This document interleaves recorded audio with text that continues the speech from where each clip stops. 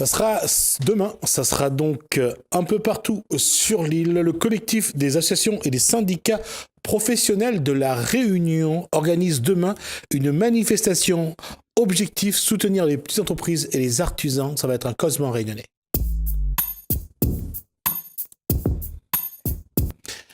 Bonsoir, messieurs. Alors, d'abord, monsieur Marc Lévite. Marc, j'allais dire entre une bêtise, mais finalement, j'ai oublié ce que j'allais dire.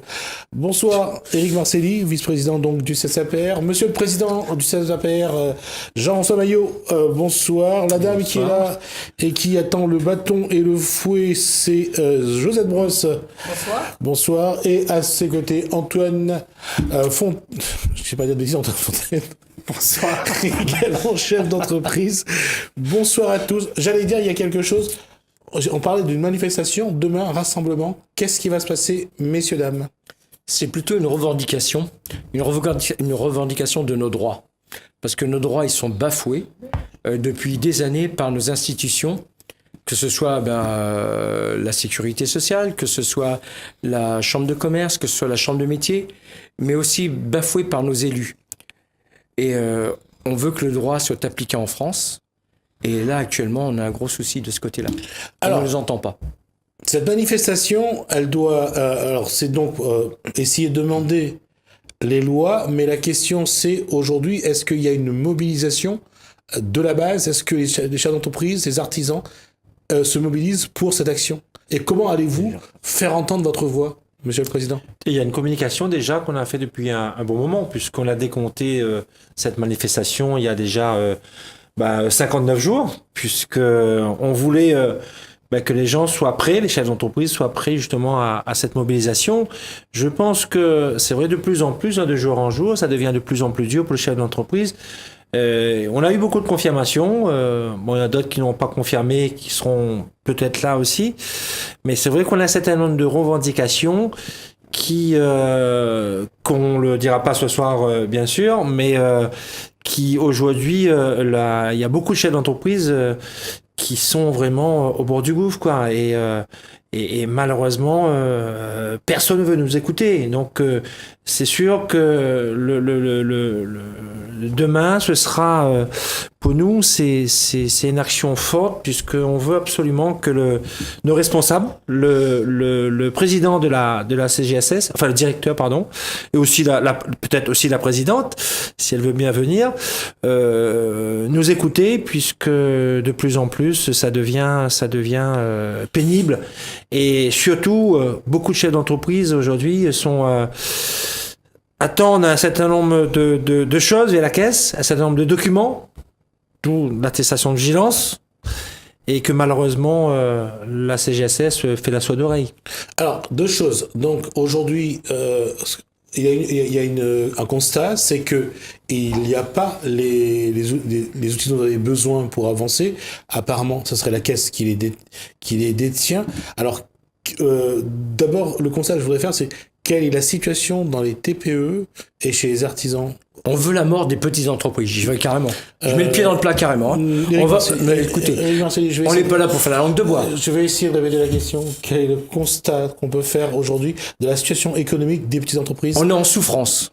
On est en souffrance économiquement parce que les lois n'arrêtent pas d'évoluer, pas dans le bon sens. Et comme je vous dis, on veut la mort des petites entreprises. On fait la politique de la terre brûlée, d'accord, comme Napoléon a fait pour la campagne de Russie. On ne veut plus de nous sur le terrain. Donc qu'est-ce qu'on fait? On nous asphyxie.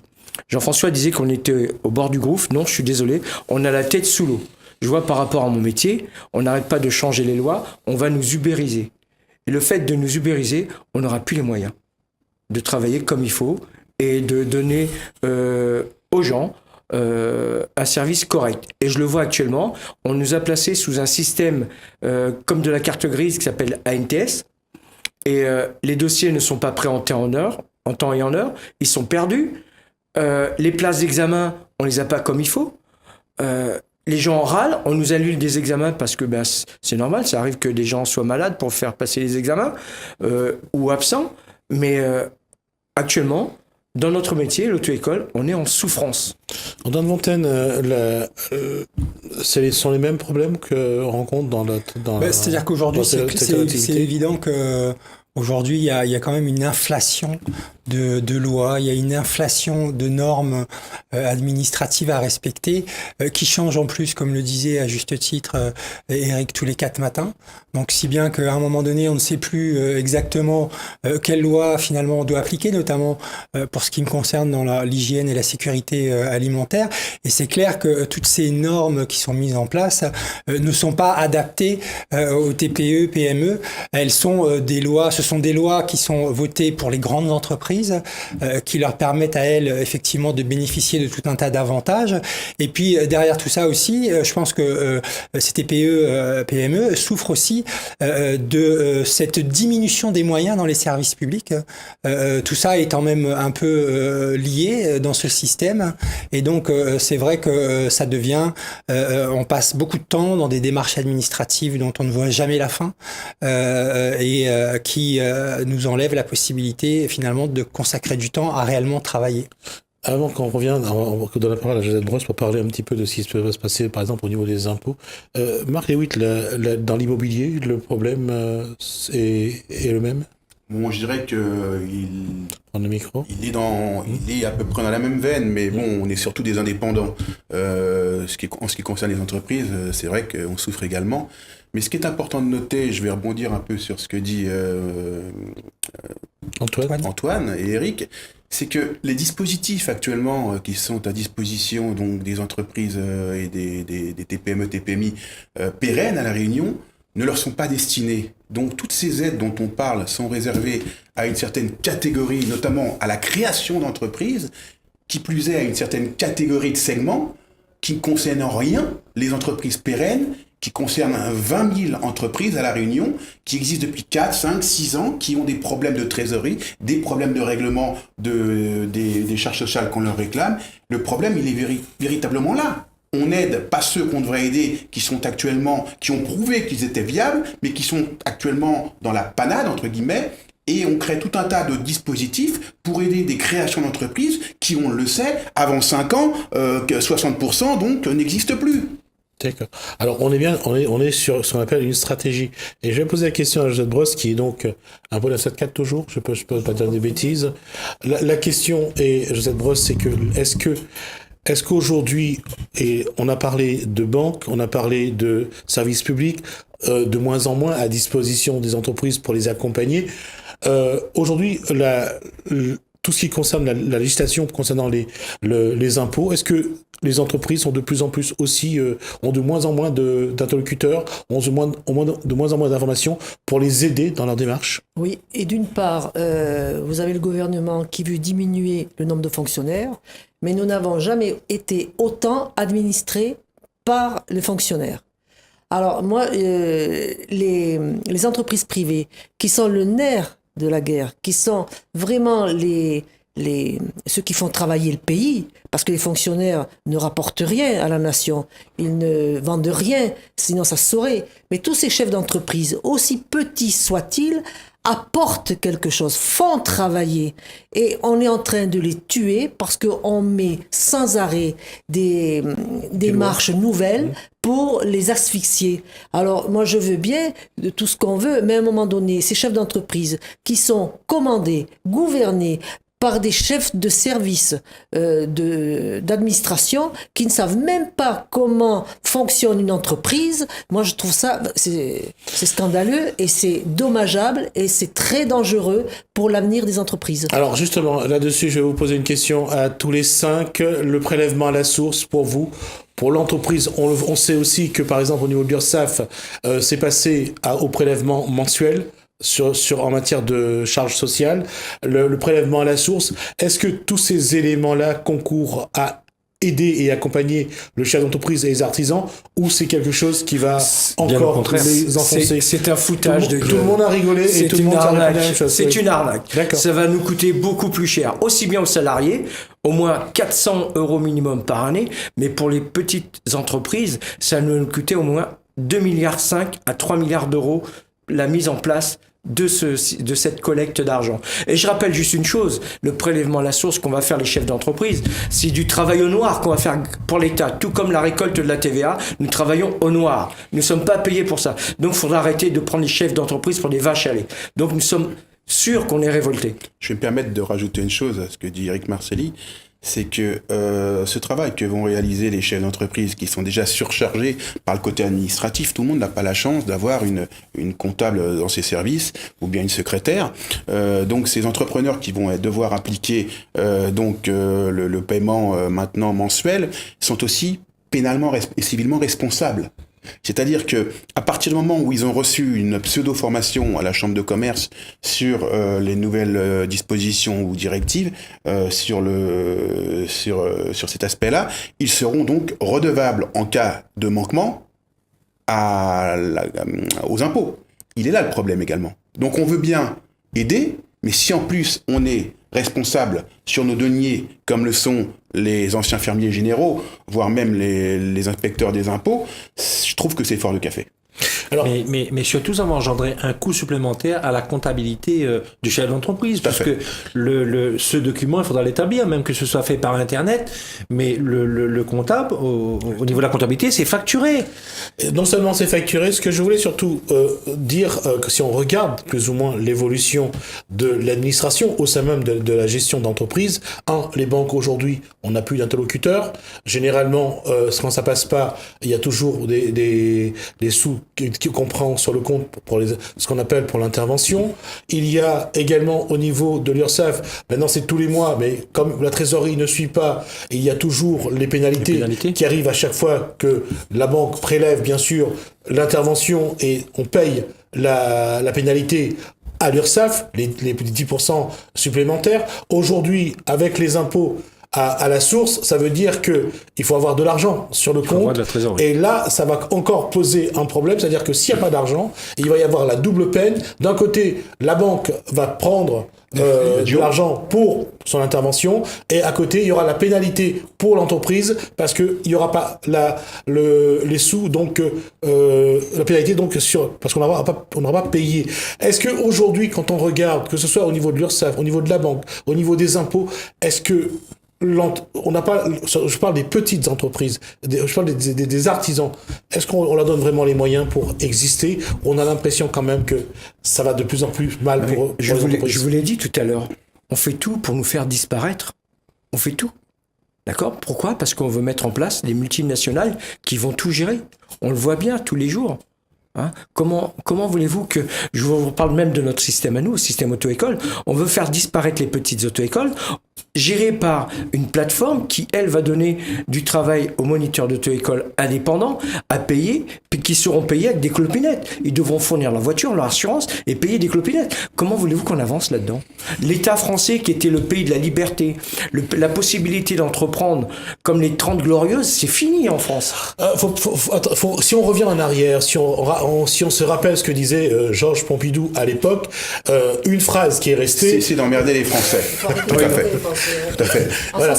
Et bravo. Et revenir sur une phrase lorsqu'on est en train d'instituer, on est en train de faire de la sécurité routière, en train de mettre les taxes... Rentière, monsieur Gismir Amoudou. Arrêtez de dire. Et c'est pas pour la sécurité des gens. Faut arrêter. Sur la sécurité routière, ce que disait Chirac à l'époque, c'est pareil, même problème.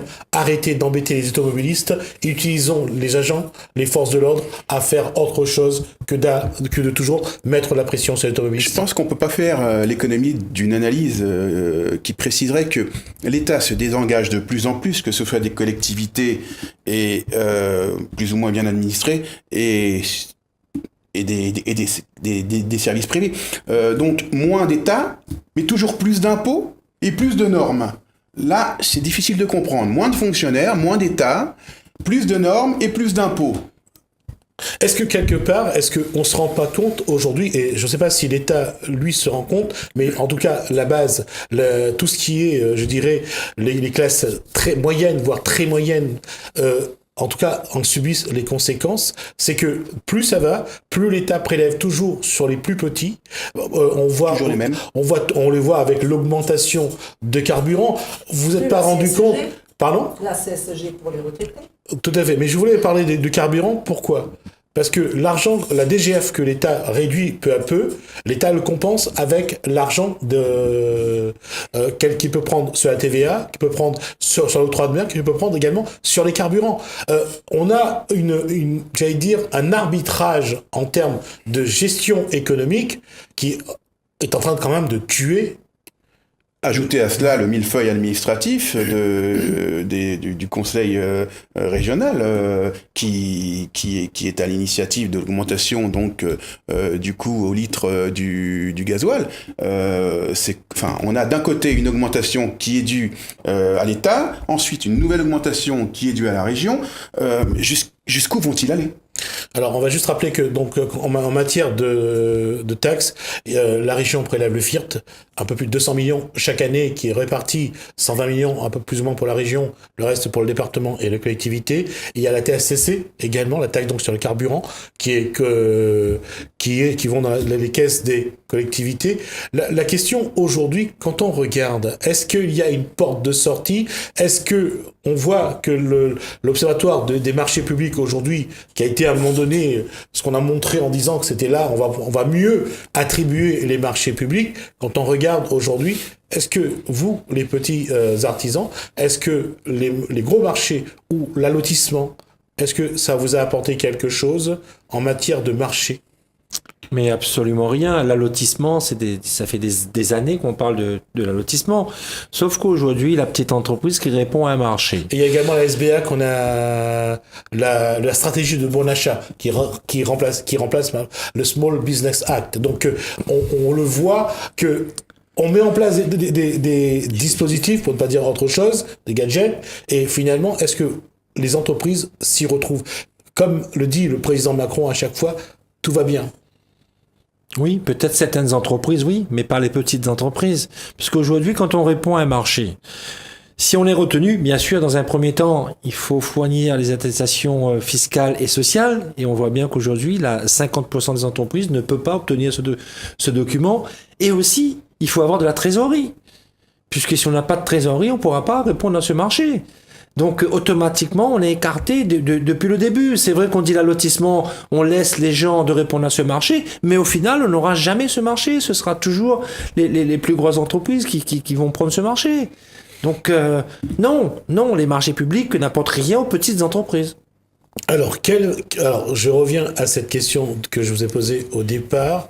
Manifestation demain, rendez-vous pour vous pour aller voir pourquoi l'URSSAF, alors qu'il y a aussi les impôts, il y a également les banques, il y a aussi les collectivités, entre l'attribution des marchés publics, entre le paiement des factures, le contexte pour vous, pour les chefs d'entreprise, pour les TPE, pour les artisans, reste quand même très aléatoire. C'est vrai, mais on a une priorité aujourd'hui par rapport à l'adossement du RSI à la CGSS qui pose beaucoup de problèmes. Bon, on en parlait tout à l'heure justement, le paiement obligatoire des cotisations mensuellement, contrairement l'année dernière au trimestre.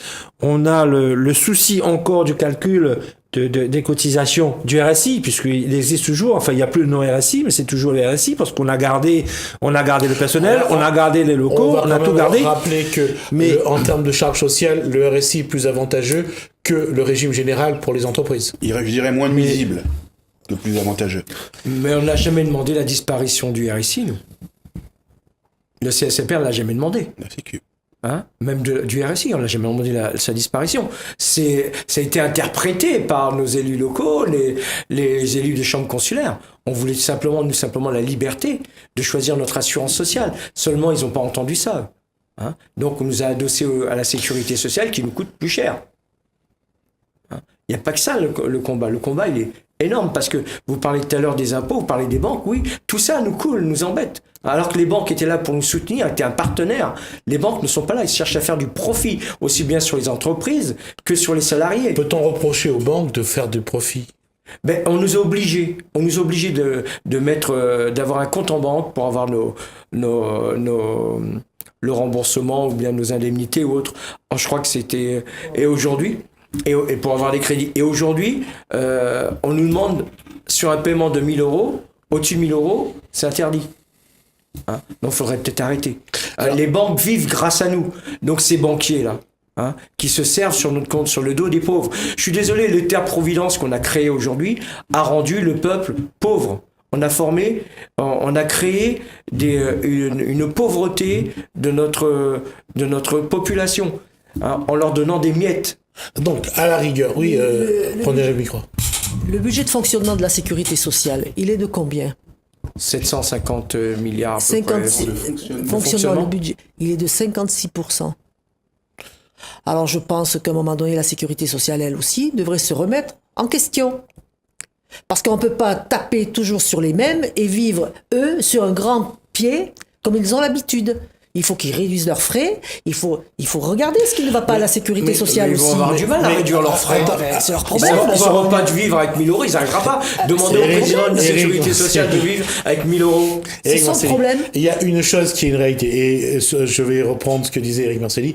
Il est vrai qu'aujourd'hui, ceux qui donnent des leçons, ceux qui demandent aux autres de faire des efforts, eux mènent un beau train de vie. Et on le voit, les députés actuellement, il y a un député, je ne sais pas ce qui lui est passé par la tête, il est Oui. républicain, et lui, il trouve que Pas assez payé. 5 800 € par mois, c'est pas suffisant pour un député. Ils ont été pour augmentés de vivre. 20%. Ils se sont augmentés une hausse de 20% il n'y a pas longtemps. Non, Mais Jean-François Maillot, je crois qu'il recherche un ouvrier pour faire de la maçonnerie, pourrait venir bosser pour Jean-François. Marcelli, s'il vous plaît, je vous Ah non, mais je Éric deviens Marcelli, cynique à force. Je voudrais finir mon explication. Et là, je vais me tourner vers Antoine Fontaine, parce que lui, il connaît. Un député a 5 800 € net de salaire, normalement, mais il a aussi 5 800 € de représentation. Oui, c'est même un peu plus que ça. L'enveloppe liée à l'indemnité de représentation, je crois que c'est aux alentours de 7 000 €. Ce qui lui fait vraiment un très beau salaire à la fin un très beau salaire à la fin du mois. C'est tout à fait. Rajouter à cela aussi l'enveloppe pour régler les collaborateurs parlementaires. Donc toutes ces enveloppes se Globalement, ça fait mutualisent. 25 000 € je crois, par Voilà. mois qu'il a. Toutes ces enveloppes se mutualisent. Ouais. Donc Le c'est vrai pauvre. que toutes ces personnes ont beau jeu de rappeler Alors, on qu'il va faut juste serrer la rappeler que- ceinture. Sauf que certains élus, et pas si longtemps que ça, se payaient leur permanence avec l'argent de l'enveloppe qu'ils avaient à leur nom, et ils sont devenus propriétaires avec l'argent que nous leur avons donné. Ça s'appelle du vol. Ça s'appelle du vol. C'est de la bien sociale. Oui, c'est du exactement. vol. Oui, Pour moi, c'est ce que je c'est pense. du vol. Ce qui se passait, c'est Voilà. qu'ils achetaient leur permanence, tant qu'ils étaient députés, avec leur indemnité de représentation, et à l'issue de leur mandat, revendaient leur permanence avec une plus-value en plus, à leur nom. Donc, ils utilisaient l'argent public. 2, ils faisaient fructifier pour gagner un peu plus d'argent. Mais je voulais juste faire un aparté rapide avec Monsieur Marcelli sur ces gens dont vous parlez qui effectivement exacerbent la solidarité et qui sont finalement toujours ceux qui la pratiquent le moins. En l'espèce, actuellement, à la Réunion, ceux qui sont astreints à pratiquer le plus la solidarité, ce sont les chefs d'entreprise et ce sont les petits entrepreneurs. Actuellement, vous regardez, on a fait paraître les salaires donc des cadres de la CGSS notamment. Faut savoir qu'un directeur de la CGSS en France gagne à peu près entre 130 et 140 000 € par an, ce qui veut dire à peu près 10 à 11 000 € par mois. Je ne compte pas non plus quand ils créent des sociétés ou des groupements d'intérêt économiques qui peuvent en même temps leur permettre d'obtenir donc d'autres rémunérations. Ce sera à vérifier. Voilà. Alors, je voulais revenir là-dessus. Effectivement, c'est donc quand on regarde le train de vie de ceux qui demandent toujours aux autres de payer, quand on regarde ce que les plus modestes doivent payer pour que ceux qui sont au-dessus puissent vivre vraiment grand train de vie, il y a quand même une injustice, et j'ai pas osé dire une insulte à ceux qui travaillent, parce qu'il y a ceux qui travaillent et qui vraiment se donnent. Alors, qu'est-ce qu'il faudrait faire aujourd'hui pour que la base, pour que ceux qui ont du mal déjà à avoir ne serait-ce qu'un SMIC par mois puissent faire, et ça c'est aussi la démarche, c'est dans la démarche, je pense, que vous allez expliquer, que peuvent faire les chefs d'entreprise aujourd'hui pour que on puisse les entendre et on puisse leur laisser un peu de quoi respirer non pas de les étouffer, comme on le fait actuellement? Bah déjà, il faudrait peut-être leur permettre, effectivement, le CSAPR a exposé un petit peu ses idées sur différents articles ces derniers jours, notamment la possibilité d'une dualité d'assurance sociale. Le CSAPR n'est pas contre la sécurité sociale, bien au contraire. Il peut exister une sécurité sociale nationale gérée par l'État, ce qui n'est pas le cas actuellement, puisque la sécurité sociale, c'est un agglomérat de petites sociétés privées ou de grosses sociétés financières qui fait du profit, enfin qui récolte de l'argent et qui ensuite crée des caisses en accord avec une mission de service public. Maintenant, pourquoi ne pas créer une sécurité sociale nationale financée cette fois-ci par l'impôt qui permettrait la vérification des comptes, ce qui n'est pas possible actuellement à cause du cloisonnement qui est opéré dans les caisses de sécurité sociale. Vous regarderez dans n'importe quel, pour la personne qui s'y intéresse, les cloisonnements qu'il y a dans ces organismes, c'est incroyable. Il est impossible de vérifier les bonnes comptabilités et ils ont énormément de mal à se faire certifier. Donc, une caisse de sécurité sociale nationale financée par l'impôt que chaque Français paierait sur ses salaires ou sur son chiffre d'affaires ou sur son profit, peu importe, et parallèlement une liberté laissée à tout travailleur, tout salarié, mais également tout indépendant, de pouvoir choisir sa caisse également, donc de sécurité sociale et de retraite, tout simplement. Il n'est pas normal que la caisse de retraite pour les salariés ou pour les petits chefs d'entreprise, TPME, TPMI, soit principalement constituée donc d'un principe de solidarité, et que celle des députés, en revanche, elle, soit par capitalisation et non pas par répartition, ce qui favorise pour eux toujours plus de gains, alors que pour le petit qui cotise à une caisse par répartition, lui, il y verra forcément fondre son gain. Un exemple très simple, monsieur Marceau. Juste dire quelque chose. Quand on parle de capitalisation pour les députés, c'est normal. C'est quoi normal? C'est quoi la normalité? Je vais juste expliquer l'exercice de style en matière de gestion. Lorsque on sait que la source de l'argent n'est pas tarie, oui, on ne peut que mettre de l'argent à capitaliser parce que cet argent n'est pas d'abord la leur, c'est l'argent de l'État, c'est l'argent donc des contribuables. Cet argent-là, on le met à capitaliser, donc forcément ils sont sûrs du résultat. Avant même de placer l'argent, ils sont sûrs de ce qu'ils vont faire. Mais nous on travaille, c'est notre argent. Oui, et pourquoi on n'a pas le droit de le faire par capitalisation? Il y a un problème. Moi je commence à avoir certains doutes. Ouais. Est-ce que la France est bien dans l'Europe? La France est dans l'Europe comme les autres pays de l'Europe, c'est quand ça l'arrange, la France est dans l'Europe, quand ça l'arrange moins. Bon, comment font les autres pays? Est-ce qu'ils ont une sécurité sociale ou est-ce qu'ils s'assurent où ils veulent? Et l'Espagne fonctionne très bien, la Suède aussi, la Finlande aussi. Alors nous ne sommes pas en Europe complètement? Non, parce qu'on on n'est pas en Europe. Voilà.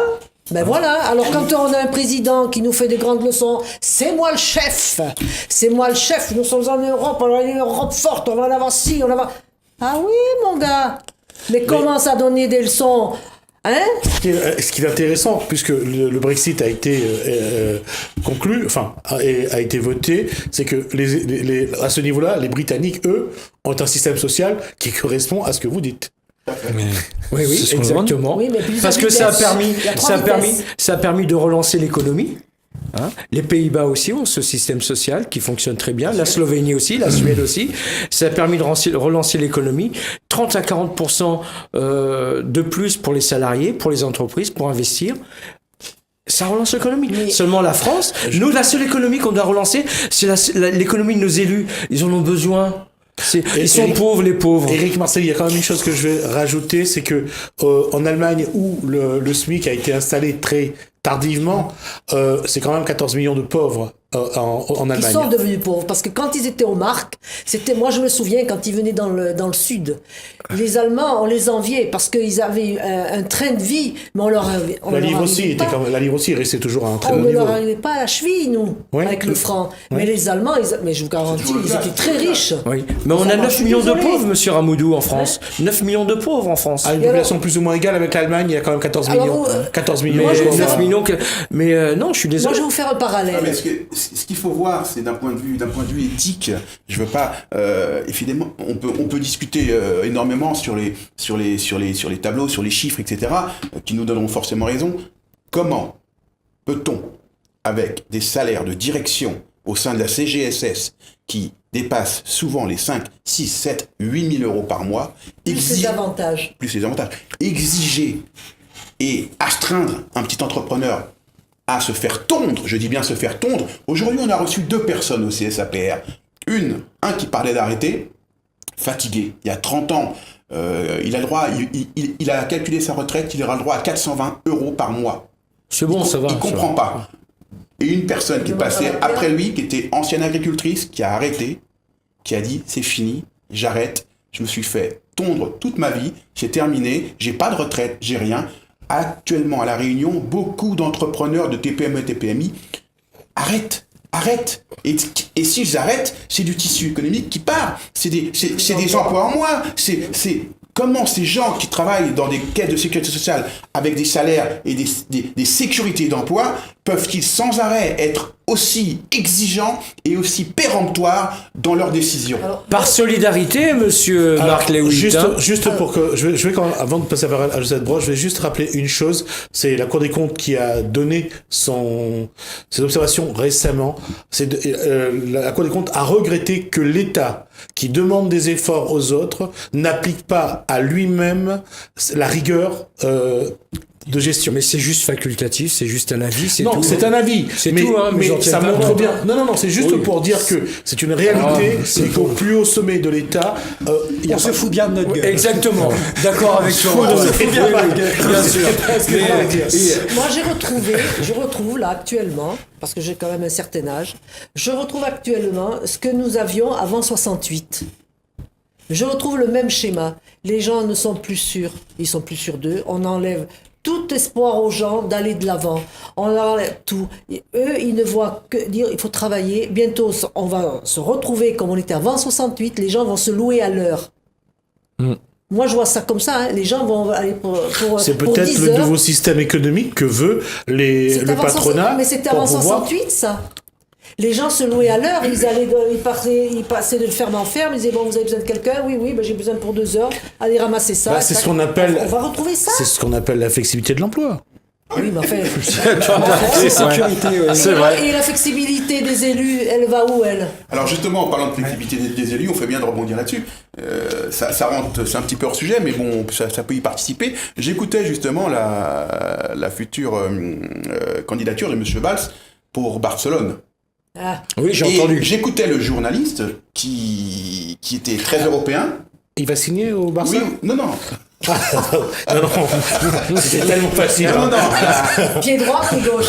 Qui se présente à la mairie de Barcelone. Donc, Non, le journaliste qui disait, je ne citerai pas la station, hein, une station nationale, qui disait, puisque on lui rétorquait le cumul des mandats, qui disait mais enfin, c'est l'Europe, c'est un exemple à suivre.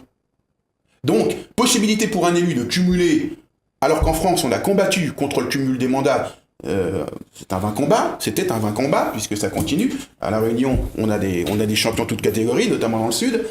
Et maintenant, ça se situe au niveau européen. C'est-à-dire que nos élus vont pouvoir, avec l'Europe, cumuler des mandats dans différents pays. Mais c'est comme ça devient abominable. Et le petit entrepreneur, lui, qui fait des heures supplémentaires ou qui a une autre activité, il est sanctionné ipso facto. Juste pour dire que c'est sans doute une autre interprétation du circulaire de Bockelstein. Non, mais Oui, sauf que Manuel Valls a la double nationalité. Oui, on il est sait. franco-espagnol. Mais 30% C'est pour- des députés ont la c'est double pour ça. nationalité. Ben oui, il y a même une sénatrice qui a 3 nationalités, Madame Benbassa. Elle a 3 nationalités. Comment en France on peut avoir des élus avec des doubles et des triples nationalités? Moi, je ça vais devrait bientôt- être interdit. Je vous ai dit, je vais avoir devrait bientôt la être nationalité interdit. qatarienne. On a bien des Moi, élus. comme ça, j'aurai une défisque partout. Ça me scandalise. Moi, je pourrais avoir 3 nationalités, si je voulais. Je pourrais prendre la nationalité et celle de mon père et celle de ma mère. Je ne l'ai jamais fait. Oui, mais Mais moi, je trouve ça Mais t'es pas élu. aberrant qu'en France, on autorise des doubles nationalités. C'est surtout ça devrait être interdit. Des élus surtout. Oui, alors Alors, la question, je reviens là-dessus, il va nous rester 7 minutes sur ce débat. On va rappeler que le CSAPR prépare pour demain une manifestation, ça serait de dire, l'objectif, donc c'est de revendication, donc entre autres à l'URSSAF, donc à la Caisse Générale de Sécurité Sociale. Il y a sans doute d'autres revendications que vous allez demain détailler, mais je reviens sur la question. Ces actions qui sont menées, d'abord, est-ce que vous allez être soutenu par les chefs d'entreprise? Et si, dans un cas ou dans un autre, qu'est-ce que vous pouvez attendre d'une telle action? Est-ce que demain, on va donner aux chefs d'entreprise, aux artisans, les moyens de respirer un peu en attendant? Parce que plus ça va, plus on a l'impression que les mains de l'État autour de la gorge des chefs d'entreprise, des petites entreprises et des artisans ne cessent de se serrer, et de plus en plus la couleur de l'entrepreneur vire au bleu. Écoutez, vous avez raison, c'est sûr que plus le temps passe, plus l'étau se resserre. C'est aussi un petit peu de la faute des artisans qui se mobilisent pas assez, bien que demain la mobilisation sera à son maximum. Nous, on tente de faire ce qu'on peut pour justement prévenir, parce qu'on est de l'avis qu'il vaut mieux prévenir que guérir. Mais notre intention donc demain est de faire également de la communication afin d'expliquer aux gens qu'on va rencontrer, et surtout en demandant, je crois que M. Maillot a adressé une demande de rendez-vous à M. Madika pour expliquer un peu la position du CSAPR, qui ne s'oppose en rien à une sécurité sociale officielle et nationale, mais qui voudrait que les indépendants puissent pouvoir choisir leur sécurité sociale. Autre chose, c'est surtout pour que cessent ces poursuites d'huissiers, ces fermetures d'entreprises. Je vous rappelle qu'il y en a 25 par mois qui sont fermées en liquidation judiciaire sur demande de la sécurité sociale. Que ces petits entrepreneurs puissent vivre dignement de leur travail. Aujourd'hui, on a fait le calcul avec une dame, elle me disait, donc une petite entrepreneur qui fait du foie gras, qui me disait qu'elle paye 65% pour sa protection sociale. Ajoutez à cela les impôts, combien lui reste-t-il? Et elle fait 10 à 12 heures par jour, elle ne prend pas de vacances. Est-ce que ça va durer longtemps? Il faut que ça cesse. Il faut qu'on puisse travailler sereinement, qu'on puisse voir l'avenir. Et encore, tout ce qui est commercial, c'est l'entrepreneur qui s'en occupe, mais qu'on laisse socialement tranquille, qu'on prévoit une solution, pourquoi pas même un moratoire, sur ces attaques permanentes de la part de la justice, des huissiers qui se présentent le matin pour répertorier les biens personnels des entrepreneurs. On a beaucoup de revendications. Aujourd'hui, on a un rôle au CSAPR, c'est d'informer les chefs d'entreprise ce qui est en train de se passer et ce qui va arriver très bientôt, puisqu'on voit d'année en année, il y a des choses. Au 1er janvier, il y a toujours une loi, une réglementation. Maintenant, c'est vrai que certains, ils sont pris dans leur quotidien, ils n'ont pas le temps de venir, mais malheureusement, si on n'arrive pas à nous faire entendre et laisser son entreprise une journée pour venir revendiquer nos droits, puisque on a des devoirs, mais on a aussi des droits, et en ce moment, ils sont bafoués.